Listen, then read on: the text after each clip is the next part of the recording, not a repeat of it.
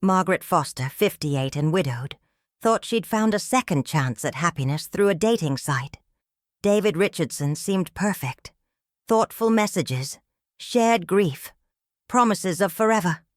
For 3 months, he filled the silence in her empty Sacramento home with hope. But David was a ghost, a predator using stolen photos and scripted lies. When Margaret discovered the truth, she'd already ignored every warning from her children, drained her retirement savings, and fallen in love with a fiction. Now she faces an impossible choice: disappear into shame, or transform her devastation into a mission to save other women from the same carefully constructed trap that nearly destroyed her. Sacramento, California, September 2023. The silence in Margaret Foster's house on 43rd Street had become unbearable. It wasn't the kind of quiet that comes from peace or contentment. It was the heavy, suffocating silence of absence, the kind that settles into a home after 32 years of marriage, end with a single phone call from a hospital, the kind that wraps around your throat at 6 a.m. when you wake up and remember once again that you're alone. Margaret stood at her kitchen window, watching the September sun break through the Sacramento haze. She was 58 years old, though some days she felt ancient and others she felt like she'd barely lived at all. Her reflection in the glass showed a woman who'd let herself go just enough to notice. Hair that needed coloring, reading glasses perpetually perched on her head, a cardigan she'd worn 3 days in a row, because who was there to notice? The coffee maker gurgled behind her, the only sound in the house besides her own breathing. It had been 14 months since Robert died. 14 months since the heart attack took him on a Tuesday morning while he was checking the mail. 14 months of well-meaning neighbors bringing casseroles, of her daughter Jessica calling every Sunday with forced cheerfulness, of her son Marcus sending awkward text messages, asking if she needed anything. What she needed, she thought bitterly, was for time to reverse, or to speed up.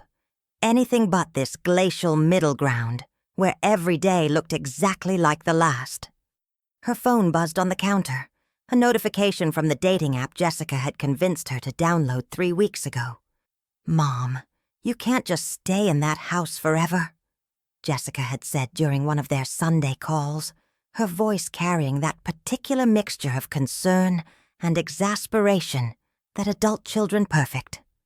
"Dad wouldn't want you to stop living." Margaret had resisted at first. The idea of dating at her age felt absurd, almost disrespectful to Robert's memory.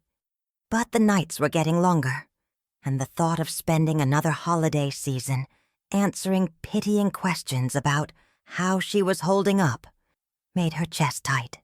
So she'd created a profile on Silver Connections, a dating site marketed specifically to people over 50. She'd used a photo from her niece's wedding last spring, before grief had carved deeper lines around her eyes. She'd written a brief bio that felt both honest and mortifying. Widow, retired elementary school teacher, mother of 2 grown children, looking for companionship and conversation. The responses had been disappointing. Men 20 years older looking for a nurse with benefits. Widowers whose entire personalities revolved around golf.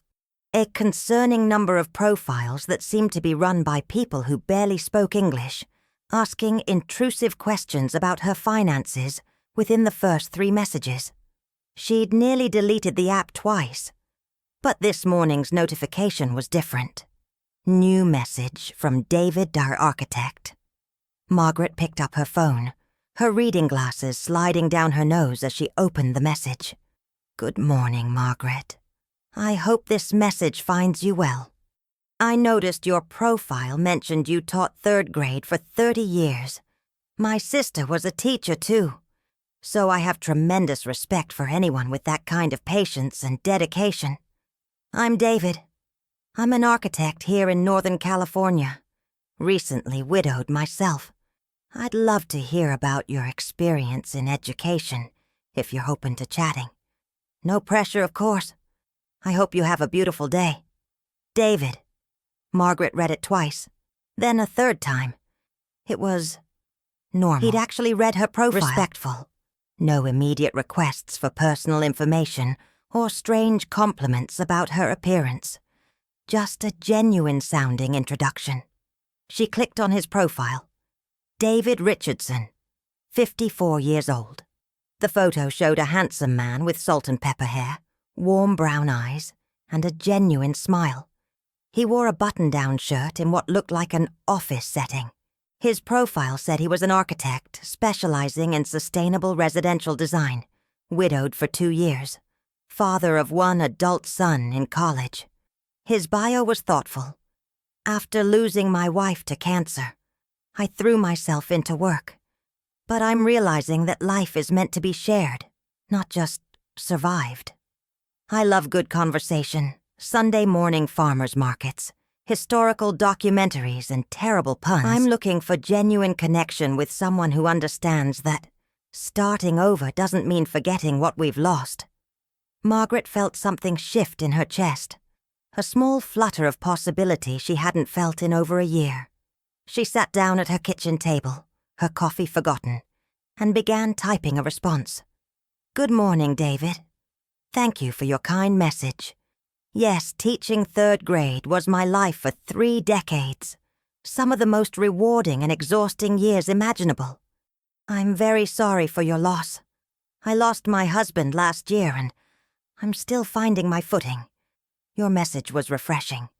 Most of the conversations I've had on here have been less than promising.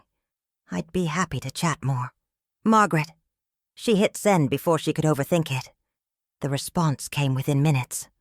Over the next 3 hours, Margaret and David exchanged messages that flowed with surprising ease. He told her about his work designing eco-friendly homes in the Sacramento area. She told him about the reading program she'd started at her school that had won a state award. He shared that his wife, Catherine, had been a marine biologist. She told him about Robert's obsession with restoring vintage motorcycles. It felt natural, easy, like talking to an old friend rather than a stranger on the internet. When Jessica called that afternoon, Margaret found herself mentioning David almost immediately.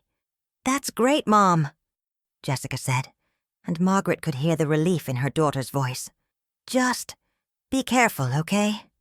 There are a lot of scammers on those sites. I know, honey. I'm not naive.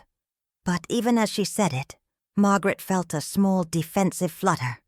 Jessica meant well, but she was 32 years old, married with a toddler, living in San Jose with her tech executive husband. She couldn't possibly understand what it felt like to be alone at 58, to wonder if you'd ever feel desired or interesting or alive again. That night, Margaret found herself checking her phone every few minutes, waiting for David's messages. They talked until nearly midnight, about books, about grief, about the strange process of rediscovering yourself after loss. I feel like I'm learning to be a person again, David wrote. Not a husband, not a caregiver, not someone defined by loss. Just me. Does that make sense? Perfect sense, Margaret typed back, her eyes stinging with unexpected tears. For the first time in 14 months, she fell asleep with something other than grief in her heart. She fell asleep with hope. October 2023. 6 weeks into their daily conversations, Margaret knew more about David Richardson than she'd known about some people she'd worked with for years. He texted her every morning, usually around 7 a.m., always with something thoughtful. Sometimes it was a photo of the sunrise over the American River with a caption like, "Thought of you when I saw this." Sometimes it was a quote from a book he was reading. Once it was a terrible pun about architects that made her laugh out loud in the grocery store. Their conversations had evolved beyond the dating app. They'd moved to texting, then to phone calls that stretched for hours. David's voice was warm and measured, with a slight rasp that suggested someone who'd lived a full life. He listened. Really listened. in a way that Margaret had forgotten men could. "Tell me about your daughter," he'd said during one of their evening calls. Margaret had been curled up on her couch, a glass of wine in hand, feeling more relaxed than she had in months. "Jessica's wonderful," Margaret said, warmth flooding her voice. "She's a graphic designer, married to this sweet guy named Tom. They have a little boy, Henry. He's 2 and absolutely fearless. You must be a proud grandmother, though I don't see them as much as I'd like. San Jose isn't that far, but Jessica's so busy with work and the baby. That must be hard," David said, his tone gentle. Being alone in that house. It was exactly what Margaret needed to hear. Validation without pity. Understanding without judgment. "What about your son?" Margaret asked. "You said he's in college?" "Yeah, Michael. He's a junior at UC Davis, studying environmental science. Brilliant kid. Looks just like his mother." There was a pause, and Margaret heard David's breath catch slightly. God, she would have been so proud of him. "I'm sure she would," Margaret said softly.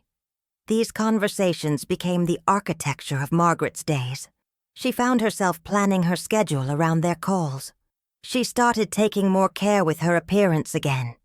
Getting her hair done, buying new clothes, wearing makeup even when she had no plans to leave the house. It wasn't for David exactly. It was for herself. For the version of herself who was beginning to emerge from the fog of widowhood. Marcus, her son who lived in Portland, was less enthusiastic than Jessica when Margaret mentioned she'd been talking to someone. "Have you video chatted with this guy?" he asked during one of their infrequent phone calls. "Not yet," Margaret admitted. "His camera's been broken. He's ordering a new laptop." "Mom," Marcus's voice carried a warning note that reminded Margaret of Robert. "That's a red flag." "He's busy, Marcus.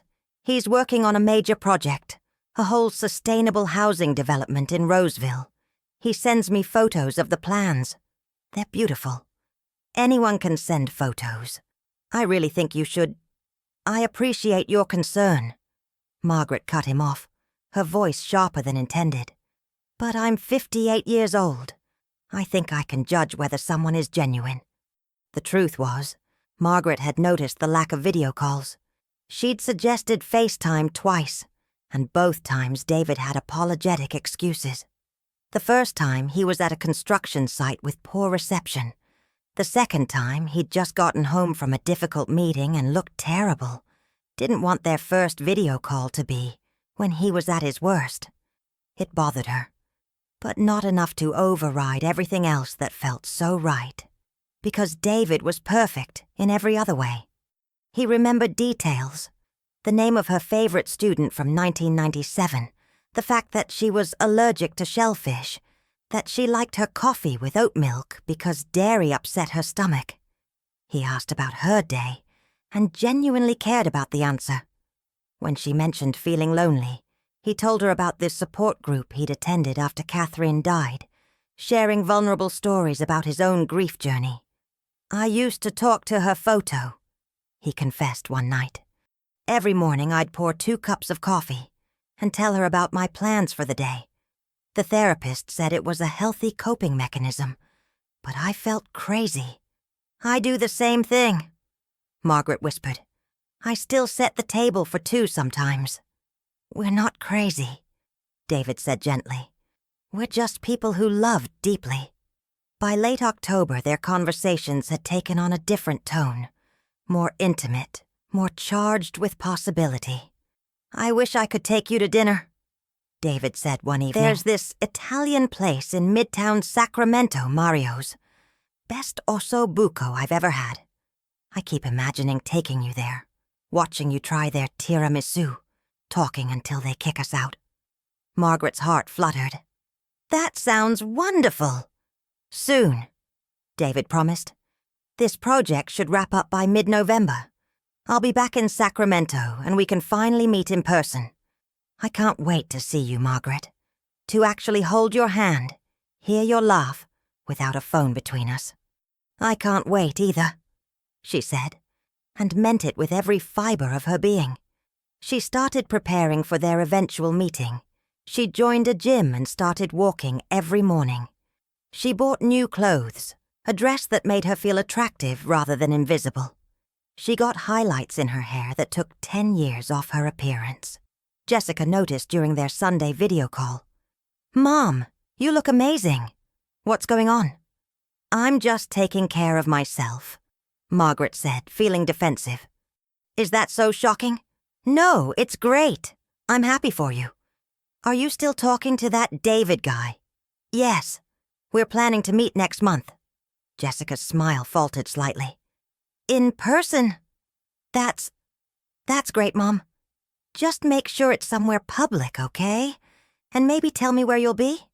"Jessica, I appreciate the concern, but I'm not a child. I know. I just worry."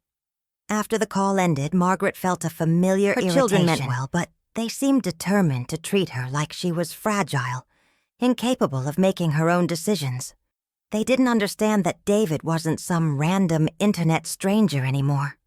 He was someone who understood her, who made her feel alive again. That night, David sent her a photo, a sunset over what he said was the construction site in Roseville. "Worked late tonight, but it was worth it. This view made me think of you. Beautiful things are worth the wait. D." Margaret saved the photo, smiling at her phone like a teenager. She was falling in love, and for the first time in over a year, the future didn't feel like an empty threat. November 2023. The first request came on a Thursday morning, disguised as a favor between friends. Margaret was making her coffee, phone propped against the sugar bowl, as she read David's morning text. "Good morning, beautiful. Quick question. I'm in a bit of a bind. The bank flagged my business account because of some irregular activity. Someone tried to use my info to make a purchase in Florida, if you can believe it. They've temporarily frozen my accounts while they investigate. My contractor is supposed to be paid today for the foundation work in Roseville. Is there any way you could spot me $3,000? I'll pay you back as soon as this gets sorted, probably Monday. I hate to ask, but you're the only person I trust right now. D." Margaret read the message 3 times, her coffee forgotten. $3,000 was a lot of money, but David had been nothing but generous with his time and attention for 2 months. He'd listened to her, supported her, made her feel valued. And this was clearly a legitimate business emergency. She thought about calling Jessica or Marcus, but she could already hear their objections. They didn't know David like she did. They didn't understand the connection they'd built. "Of course I can help," she typed back. "How should I send it?" "You're a lifesaver, Margaret. Truly. Can you do a wire transfer to my contractor? I'll send you the details. And I promise, I'll make this up to you.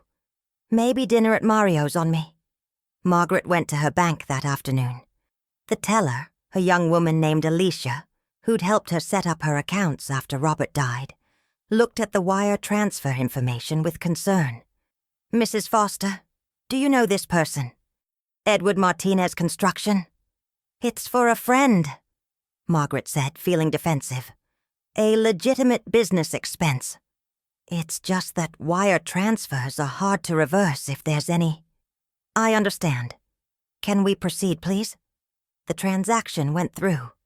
Margaret felt a small knot of anxiety in her stomach, but it dissolved when David called her that evening, his voice thick with gratitude. "Margaret, you saved my ass today. Seriously." The contractor said he wouldn't have been able to continue work without that payment, and we're on such a tight deadline. You're incredible. "I'm happy I could help," Margaret said, warmth spreading through her chest. "I mean it. You're special, you know that? I can't wait to meet you in person, to show you how much you mean to me." 2 weeks later, there was another request. This time, it was a medical emergency. David's son, Michael, had been in a minor car accident. Nothing serious, but He needed to pay the hospital up front for x-rays, and the insurance claim would take weeks to process. Could Margaret loan him $2,500? Margaret hesitated this time. $5,500 in 2 weeks was a significant amount. But David was distraught on the phone, his voice breaking as he talked about seeing his son in the ER. "He's all I have left of Catherine," David said. "If something had happened to him." "Margaret, I don't know what I would have done." "Of course," Margaret heard herself say. "Of course I'll help." This time she didn't go to the bank. She sent the money through a payment app, ignoring the small voice in her head that sounded suspiciously, like Marcus asking why a successful architect couldn't access his own funds. When Jessica called for their Sunday chat, Margaret found herself avoiding details about David. "So, when are you actually meeting this guy?" Jessica asked. "Soon. He's been busy with work and dealing with some personal things." "Mom, you've been saying soon for weeks now. Has he given you an actual date?" "His schedule is complicated, Jess. Have you at least video chatted yet?" "His camera is still broken." There was a long pause. "Mom, come on. You know how this sounds, right?" "I know exactly how it sounds," Margaret said, her voice tight. "It sounds like my daughter doesn't trust my judgment." "It's not about trust. I have to go, Jessica. Henry's crying in the background. I'll talk to you next week." Margaret hung up before Jessica could respond, her hands shaking with a combination of anger and something she didn't want to name. That night she went through her bank statements. Between the wire transfer, the payment app, and a few smaller emergency requests she'd fulfilled over the past month, she'd sent David nearly $9,000. Her retirement savings, carefully built over 30 years of teaching, had taken a significant hit. But when David texted her that night, "Thinking about you, you make everything better," the anxiety faded. He wasn't some stranger scamming her. He was a man she'd been building a relationship with for 3 months. A man who understood her in ways her own children didn't. The money would be paid back. They'd laugh about this difficult period once they were finally together. Margaret repeated this to herself as she fell asleep, her phone clutched in her hand. December 2023. The meeting was supposed to happen on December 15th, a Friday evening at Mario's Italian restaurant in Midtown Sacramento. David had it all planned. 7 p.m. reservation, table by the window, finally putting faces to the voices they'd fallen in love with over the phone. Margaret bought a new dress, deep burgundy, elegant but not trying too hard. She got her nails done. She told Jessica she was having dinner with a friend from her old teaching days, unable to handle another lecture about being careful. At 4 p.m. on December 15th, her phone rang. "Margaret." David's voice was devastated. "I'm so sorry. I'm at the airport in Denver and my flight just got cancelled. Massive storm system. They're saying nothing's getting out until tomorrow at the earliest." Margaret felt her chest constrict. "Oh no. I was so excited to finally see you. I can't believe this is happening." "It's okay," Margaret said, trying to keep the disappointment out of her voice. "Weather happens. We'll reschedule." "You're too understanding. You're perfect, you know that?" They rescheduled for December 22nd. Then that got pushed to January 5th because of a work emergency. Then January 5th became sometime in mid-January because Michael had the flu and David needed to drive to Davis to take care of him. Meanwhile, the requests for money continued. By the end of December, Margaret had sent David nearly $18,000. Each request came with a compelling story. Unexpected tax bills from his late wife's estate, emergency repairs to his car after an accident on Highway 50, medical bills for Michael that insurance wouldn't cover. The amount started smaller, $500 here, $800 there, but they added up with terrifying speed. Margaret knew her daughter would ask about David, and she couldn't handle the judgment in Jessica's voice. Marcus had stopped calling altogether after their last conversation ended in an argument about Margaret's internet boyfriend. Instead, she spent her days waiting for David's messages, planning their future meeting, convincing herself that everything would make sense once they were finally face to face. On January 10th, something shifted. Margaret was scrolling through Facebook, something she rarely did, when she saw a post in a group for Sacramento locals. A woman named Patricia Barnes had written, "Warning to women over 50. Please be careful on dating sites, especially Silver Connections. I was scammed by a man claiming to be a widowed architect named David Richardson. He used photos stolen from a real architect's LinkedIn profile. Over 4 months, he convinced me to send him nearly $25,000 before I realized he wasn't real. His stories about needing money were all lies. I'm posting the photos he used in case anyone else encounters this predator. I'm devastated and embarrassed, but I want to prevent this from happening to other women." Below the post were 3 photos. They were David's photos, the exact same ones from his Silver Connections profile. Margaret's entire body went cold. She read the post again, then again. Then she read through the 147 comments, each one more damning than the last. This happened to my mother, too. Different name. He called himself Robert Mitchell. But same photos. Ladies, if they won't video chat and they ask for money, it's a scam. Every single time. I reported this profile 6 months ago, and Silver Connections did nothing. My aunt lost $40,000 to someone using these same photos. She's in therapy now, completely destroyed. Margaret's hands shook so violently, she nearly dropped her phone. She went to David's profile. She tried calling his number, deleted, disconnected. She searched for David Richardson Architect Sacramento and found a LinkedIn profile for an actual David Richardson who did specialize in sustainable residential design. He was married with 3 children. His profile photo was one of the images David had sent her months ago, claiming it was from his office. The real David Richardson had never heard of Margaret Foster. Margaret sat on her kitchen floor, her back against the refrigerator, and began to shake. $18,000. 3 months of her life. All of it. Every conversation, every sweet word, every promise, had been a lie. The man she'd fallen in love with didn't exist.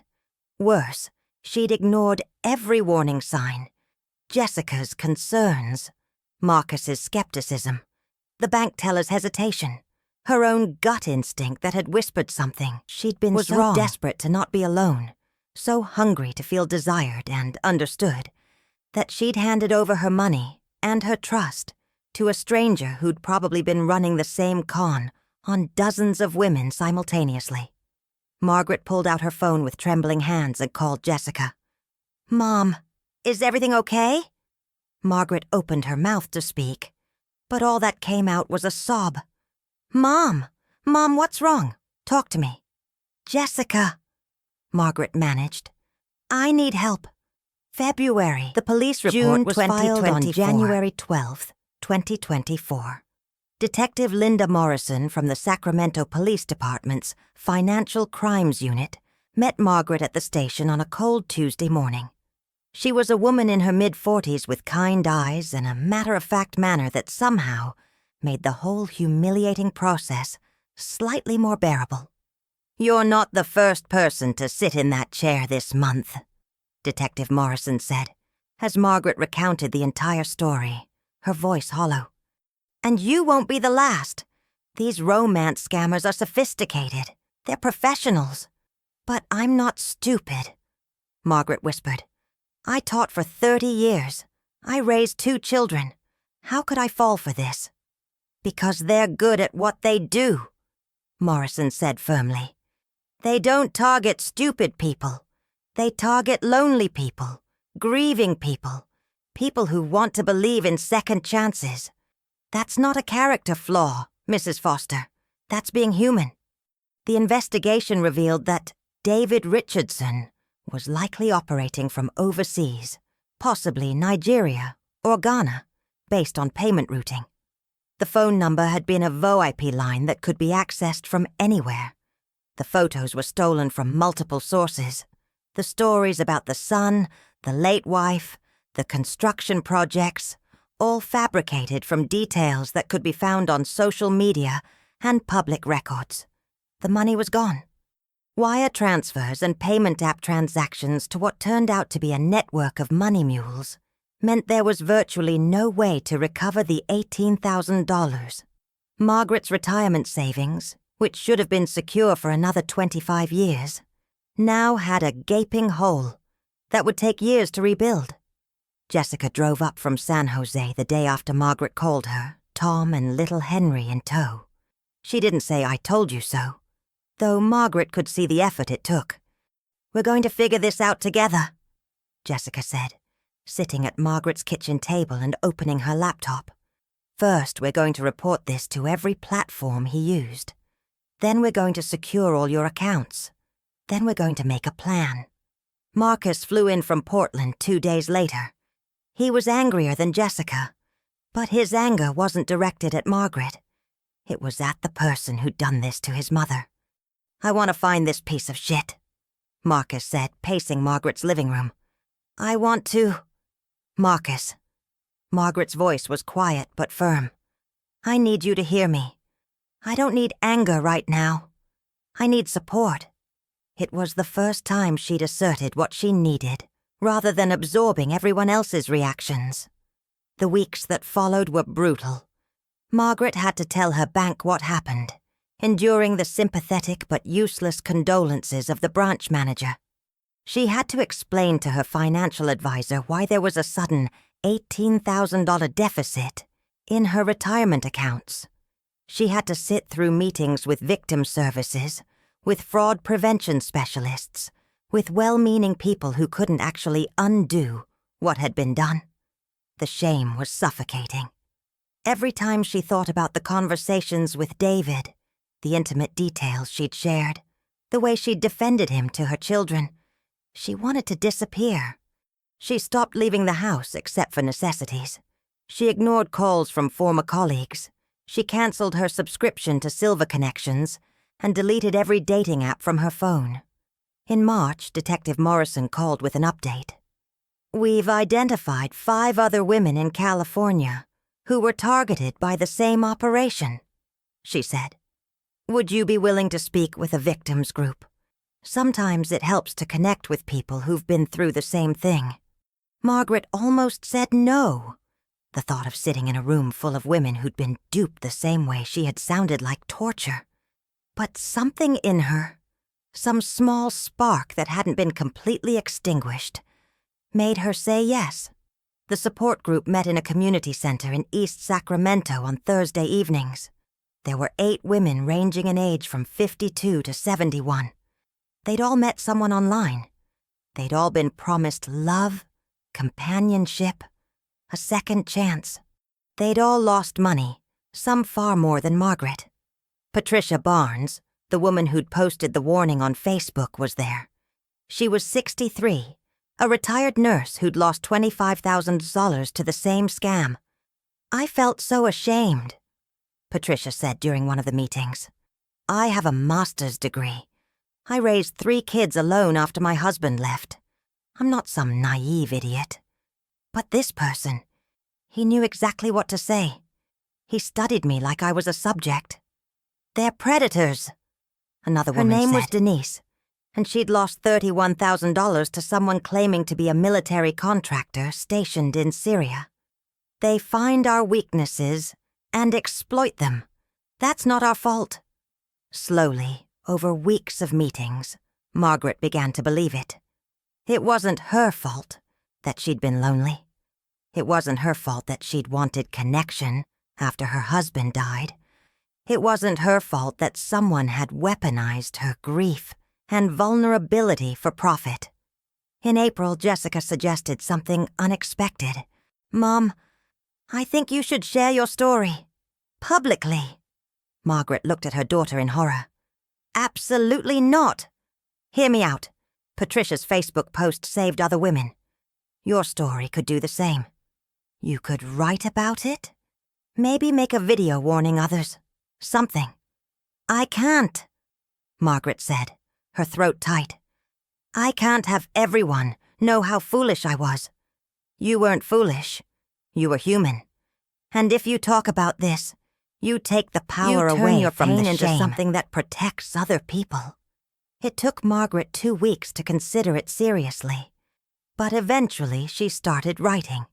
She wrote about the loneliness that made her vulnerable, about the red flags she'd ignored, about the specific tactics David had used, the love bombing, the gradual isolation from family, the escalating financial requests, the constant delays in meeting. She wrote about what it felt like to realize you'd been in love with a ghost. In May, with Jessica's help, she published her story on Medium. It was titled, I Met Him on a Dating Site, but he wasn't who he said he was. Within a week, it had been shared thousands of times. Women reached out from across the country, some to say thank you for the warning, others to share their own stories of being scammed. Margaret responded to every single message.